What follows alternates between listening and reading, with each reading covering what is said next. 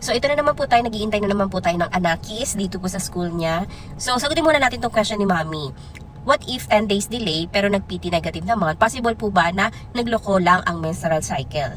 Well, ang menstrual cycle po, Mami, is possible magloko yan. Maraming different reason. For example, is due to stress, exercise, or diet. May mga iba't ibang reason kung bakit nagloloko ang menstrual cycle.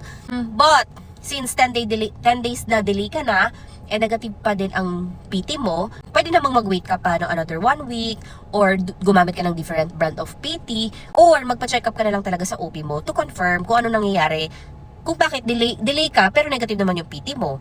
Masasabi mo na nagloko or naging irregular menstrual cycle na ang period mo is between 3 to 6 months. In that duration, doon masasabi talaga na naging irregular ka na. So yun, Mami, yun yung mga pwede mong gawin. Pwede kang mag-change ng brand or mag-iba ka ng PT na gamitin. Aka naman, malay mo naman, di ba? Mag-positive. Or, pwede ka mag-wait pa ng another 1 week, then mag-PT ka ulit kasi baka hindi ka lang sure doon sa last menstrual period mo. Or yun nga, magpa-check up ka sa OB mo. So yun lang po, Mami. I hope this video helps.